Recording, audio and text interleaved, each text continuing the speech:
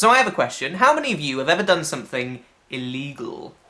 From what I can gather, the perception that people tend to have of me is one of a slightly loony but generally wholesome, polite young mummy's boy. But everybody has their dirty secrets, even Charlie is so cool-like, and my secret, or at least one of them, is that I used to steal Mars bars. I put it down to peer pressure really, but when I was little I found myself in a group of friends that were layabouts, as it were, and every day after school we would go down to the local shop, shove Mars bars down our sleeves, and then walk out like we thought we were cool. For some reason, stolen Mars bars never tasted quite as good as Mars bars that I'd actually buy. I think the stolen Mars bars tasted too much like guilt. One time I was in the shop and one of the Mars bars fell out of my sleeve onto the floor. The shopkeeper was like, "What the hell are you doing? What is that?" And I ran as fast as I possibly could and never went back in that shop again. However, I will confess that stealing Mars bars is not the only illegal thing that I've ever done. I don't consider myself a betting man, but I am willing to wager that if you are watching this video, which you obviously are, then you probably have at some point downloaded something illegally. I feel pretty comfortable talking about it, to be honest, because it is something that a lot of people do, or at least probably have done at some point in the past, and I think it's made out to be worse than it actually is. I mean, if I had to pick which one was the worst crime, stealing Mars bars or illegal file sharing,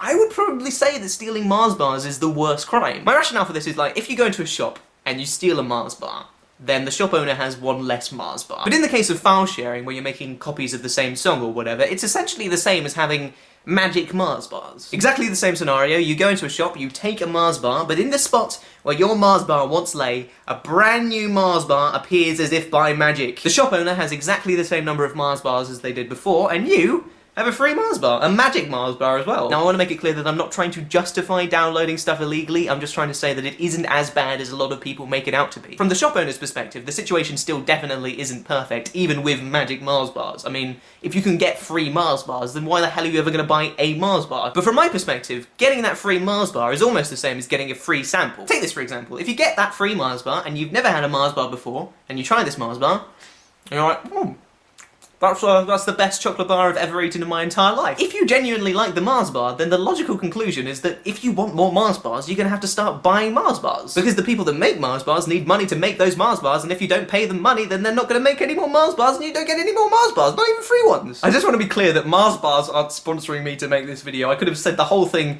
exactly the same with Twixes. It wouldn't have mattered.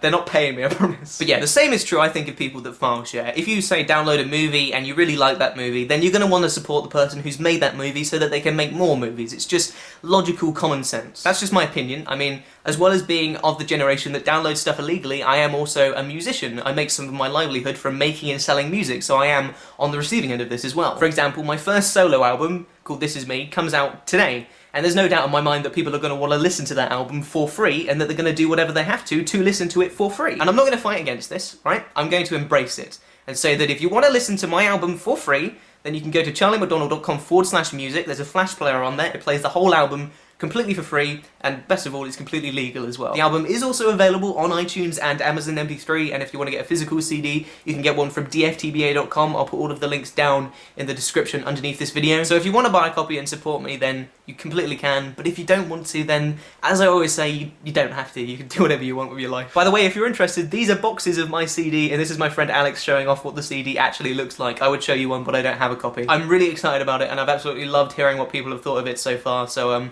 I hope you like it if you do get a copy. And that's all! That's the end! Bye! You've just had the almost imponderable joy of watching Charlie Is So Cool-like, which makes you like cool. Up.